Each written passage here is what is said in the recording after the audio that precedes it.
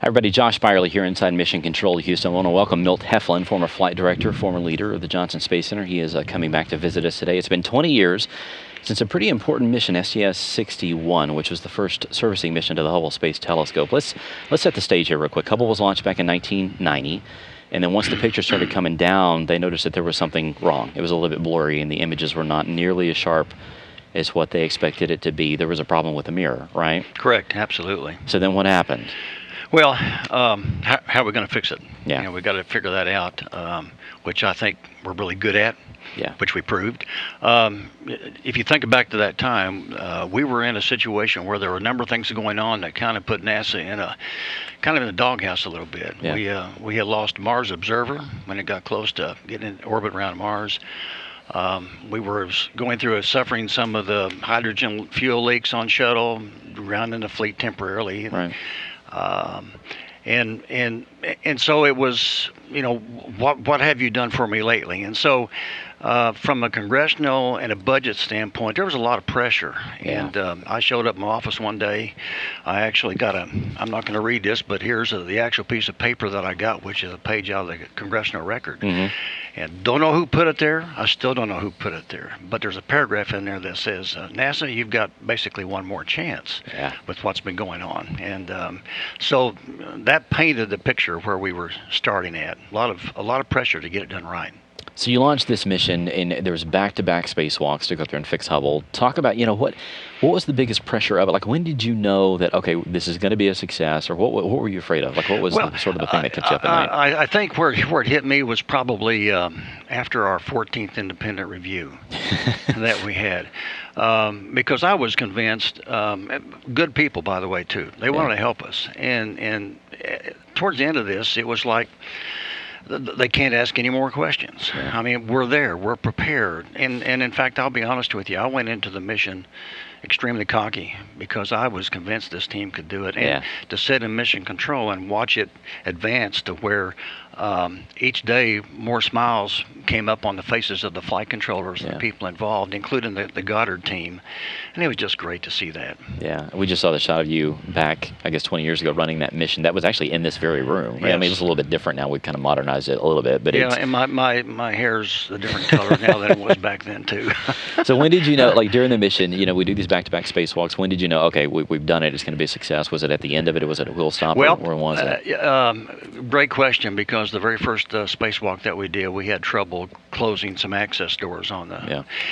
And I went into this mission wanting to do one thing, and that was to keep a beat. I wanted to get things done when we said we're going to get them done and not get behind. And that very first spacewalk where we had a problem, it was, oh boy, I don't want this. We got to get that done today and not worry about it later, which we did. That caused me and the team, I think when we left Mission Control after that very first spacewalk, I think that caused us to think, oh, that's great. We're only one EVA. We got 4 more to do. Yeah. But by golly, we solved a significant problem in time. And as the next EVA occurred, where we had a solar array problem, and we decided we were going to throw the solar array by mission rules, well, typically you talk about that even though you decided you're going to do that. Right. We didn't talk about it. We just did it because to stay on schedule, to get it all done. Talk about just the task of having to do back-to-back EVAs. I mean, we typically don't do that except for Hubble. We had basically, what was it, 5 back-to-back EVAs? We had 5 back-to-back. In fact, when the mission started, I think there were like 2 on the books, and then we went to 3, and then we decided we had to do another and another and so forth. Well, that was pretty stressful to take the team and go through and do that. But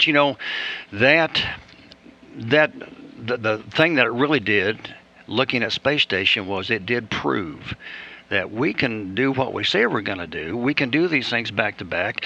I like what Covey said at the end of the mission. He basically, Dick Covey, the commander, basically after the landing back at Ellington, he said we were successful because we had good equipment, we had good people, we had good preparation. Yeah. And you mentioned Space Station. Let's talk about some of the lessons learned.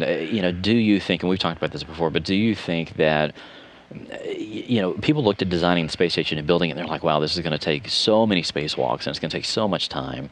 Do you think the learning curve was a little bit less with Space Station because of these Hubble missions? Oh, absolutely. Oh, no, absolutely.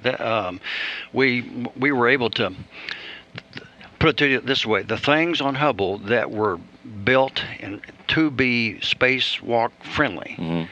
Worked great. Some of the things that we added to the mission, which due to budget cuts, Hubble folks weren't able to have them in a position like that. So we had to sort of design it on the fly or prior to the mission. We got those done, but they took longer time. And so that's it. If you're going to go build a station, build it so that spacewalkers can assemble it. Yeah. And that's what we did. Yeah. And it worked out. It worked out great. So last question for you. Do you, whenever you take a look at just how much Hubble has sort of become such an iconic thing, it's in the, I mean, people use the pictures from Hubble as their wallpapers on their computers and stuff. Yeah. Do you look back and go, wow, I was a part of that? I mean, does it still, even 20 years later?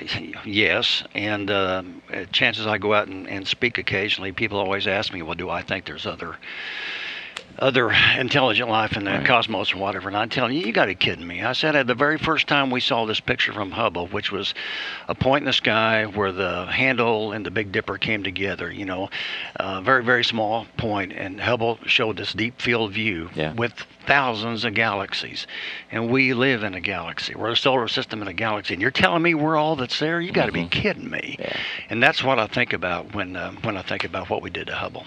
Milt Heflin, former flight director, former leader of the Johnson Space Center, key part of the STS-61 mission 20 years ago today. Yes. Is when it launched and went up there and helped fix Hubble, probably one of the highest profile missions that the Space Shuttle ever flew. So, well, Josh, I thank you for inviting me back to my favorite building in all of human space flight. Never gets old, does it? It does not.